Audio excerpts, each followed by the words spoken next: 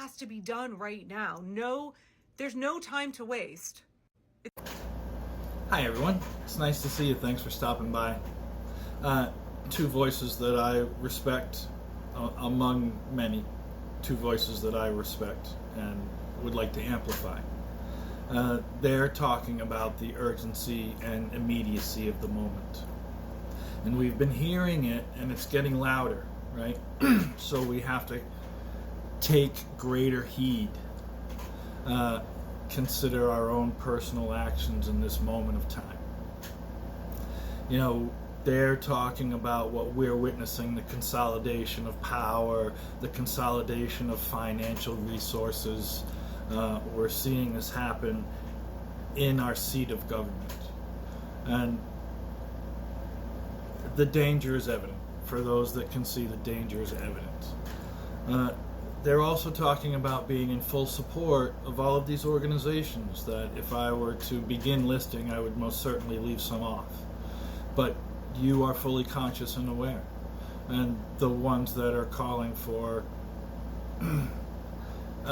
action on the part of the people, right? Black out the system, People's Sick Day, Occupy. These are all necessary and important mechanisms in the cogs of our nation, right? Democracy needs these mechanisms fully engaged in order to be empowered. That's necessary in the regular functioning of democracy, and we are far past that, right? We are in the realm of absurdity. We are in the realm of governmental absurdity in the United States. And so being in full support and fully engaged in these organizations and the actions and the rallies and the mobilizations that are being organized and orchestrated, they're vital and valuable and important and must continue. And also what is being called for is an escalation of resistance. And this requires consciousness around what that includes and encompasses, right? The imaginativeness of your resistance is of no greater value than in this moment right now. In any way that you can say, no thank you, I prefer not, it's necessary now.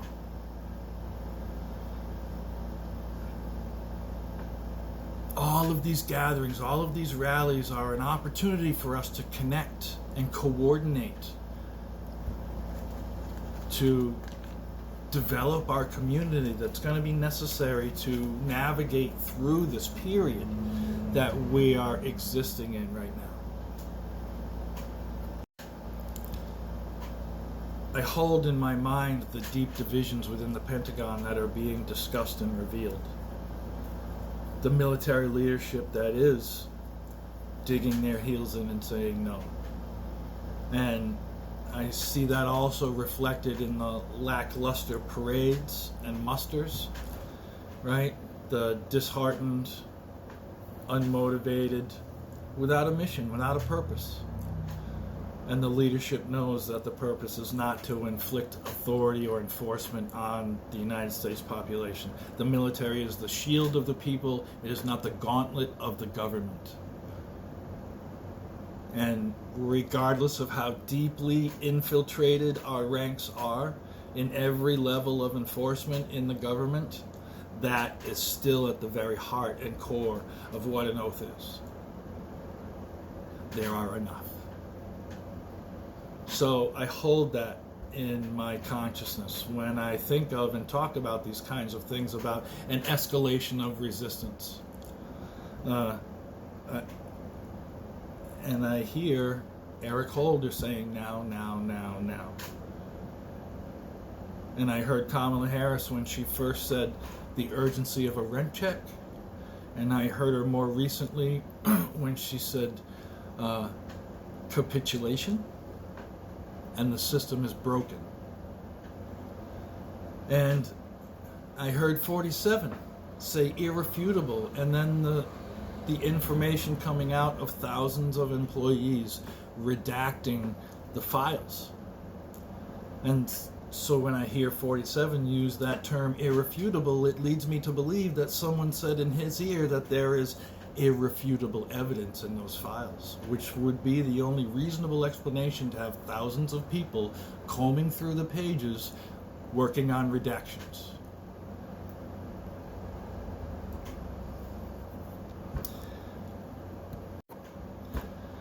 So please, hear these voices, seek out more, and resist. I prefer not to. I will not resist. I will not comply. Know what these things can be projected out to. Know what these things can result in. Disproportionate enforcement is a method of enforcement that we have witnessed throughout. From workplace abductions to peaceful street rallies, we have seen disproportionate enforcement. So if we choose to engage on those levels of I prefer not, or I will not resist, I will not comply, I do not consent, we have to know what that language means when we use it. We are exercising our rights, absolutely.